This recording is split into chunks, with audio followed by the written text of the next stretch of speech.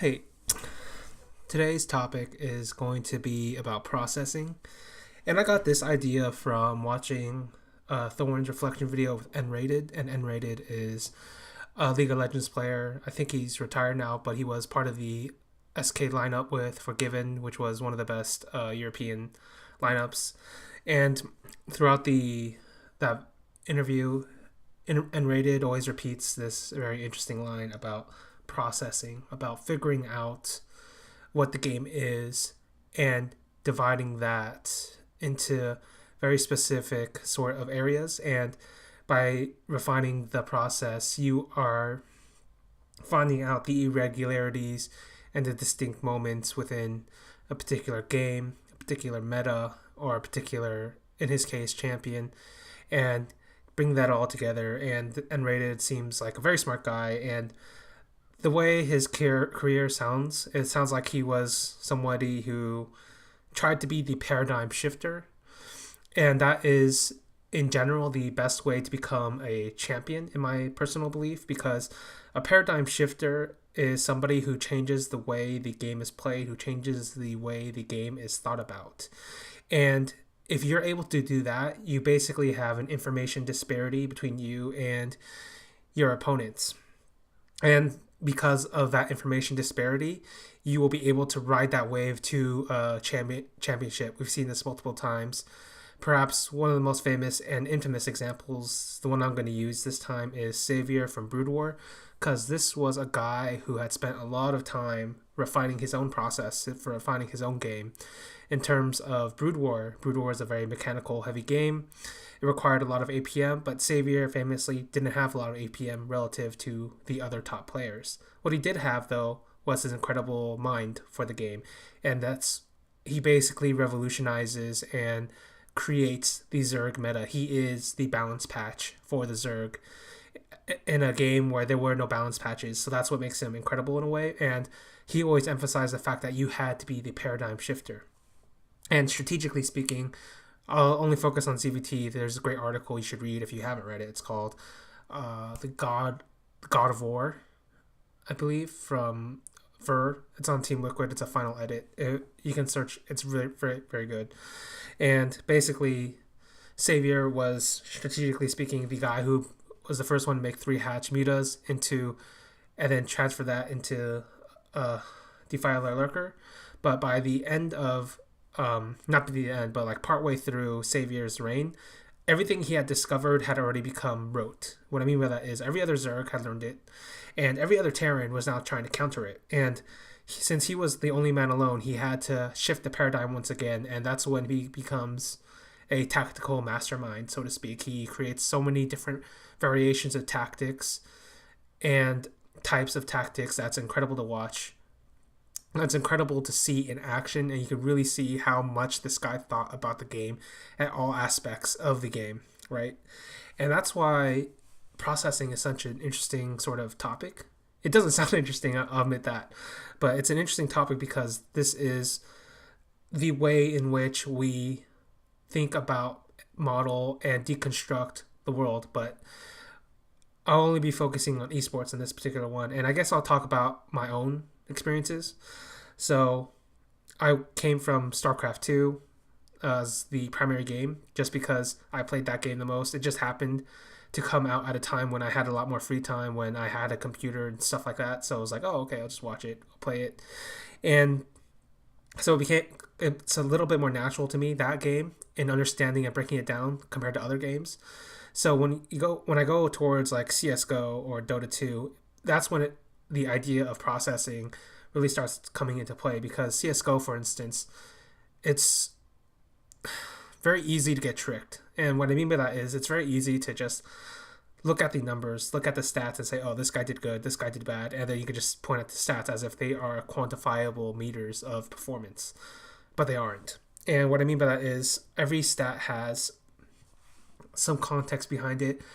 So, for instance, you might have very low kill count in a particular game, but it could have just been a stomp where the enemy team was on the T side and they just exploited B all the time and you were on A, so you were left in like a very bad retake situation where you couldn't really do anything. Is that really your bad performance, or were you just put in a terrible performance because of the weakening side on the B side, right? That's a easy way to put it. Another way to put it is like, for instance, what is your role in a particular game, and how do you perform that role? So let's take Taco or Stico. These are guys that have been constantly criticized in their current teams. Taco for SK the entire time he's been there, basically, and Stico in Mouse currently. And I'm not sure why they're so criticized, because it's not like they're being put in positions where they can get easy frags or they can get easy trade frags. A lot of the times they're put in like very hard positions. Like Taco, before like Fur takes it over, was like the entry fragger, but he was a sacrificial one where like they double flashed him along with the other players on the site. So he's basically dead because he's like double flashed twice, and like nades exploding everywhere, and then his team uses the space he creates and takes over the site, and that's kind of how it goes. For Stico, it's a bit different because he's more on the passive end, and so he's being used in places where like sometimes the team dynamic breaks down, and now it's up to his decision making. It's up to his thoughts to try to win a very hard round, and he does it enough times to justify his to create a good impact in the game. That's the way I'll put it. He creates good impact in the game, and if you're talking about the CT side, he's somebody who doesn't play outside of himself. What I mean by that is he isn't going to go fucking crazy unless he has to, unless there's a reason for him to do it, like for him to go aggressive all of a sudden, get that information. But in a normal situation where the way the CT side of Mouse works, like for like let's say Mirage, because that's their best map, Oscar, Sunny, Chris J, these are the guys that are going to go out there and get the kills very early on, especially in a double opposite setup with Chris J and Oscar. And in that situation, you don't want like another star player going out there and trying to make a play. You want somebody that's stable. You want somebody that's going to get the information. You want somebody that's going to stay alive and meld the weaknesses of what could happen. So that's why I think Stico's generally been underrated. And so that's just talking about stats, right? And then, so what I had to do was I had to process these stats in a way that I can understand them, and I ended up basically just ignoring them altogether because of what I basically have to do is, in order to make a stat useful for myself, I have to put it into context in a lot of different ways. So for instance, I have to figure out this team against this other team, but more than that, I have to figure out this team's map against this other team's map and find out the ranking between the two. And then from that point, I have to find out what makes this map good for this side, what makes this map good for this side, and how do these two styles, how do these two sides match up against each other, right? Then I have to figure out more things. Like I have to figure out, all right, so basically I split the game into like T side and CT side. So this is like another process where I had to figure out, okay, what is this team doing on this T side? What is this team doing on the CT side? How do the rules work out, and how does the map control work out? So for instance, when we're talking about like Mirage, let's talk about Mouse again. They have a bunch of ways to deconstruct the middle control of Mirage. So they can go 3 from top mid, or they could go 2 mid and then 1 from underpass, or 1 from mid, 2 from underpass, or 2 mid and 2 underpass. And these variations give them different options of what they can do later on, but create weaknesses in the overall map if they focus too heavily on mid. So that's why there's things like defaults. That's why there's A executes. That's why there's B executes, because by creating so many variations, you're essentially trying to cover up those weaknesses when you do this, a different kind of tactic, basically. All right. And so when you're figuring out that process, you have to figure out, not only are you getting mid control, but what kind of mid control are you getting? What players are you using? What nades are you using? And what do you do with it? So for instance, if they do something similar to what SK used to do, is they get Sunny into connector, and then they get, was it Stico? I think they get Stico into cat room, and they have Sunny be the main guy going in. Or for instance, because Sunny is always going into middle, maybe they do an AXQ and then Sunny all of a sudden becomes the lurker on that side. Or maybe they have they have ropes they usually have ropes playing Palace, and because they have ropes playing Palace, they all of a sudden he could become the lurker if they decide to go do a B split or something like that.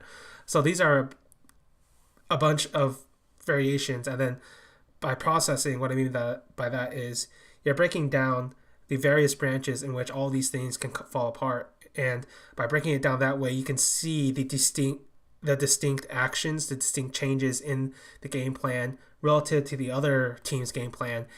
And from there, you can compare that to the overall broad spectrum and think, does this fit into what I think of is the style, what I think is the aspects of the team play, what I think is the aspects of the individual play, and where does it all fit? Right? So that's always a question.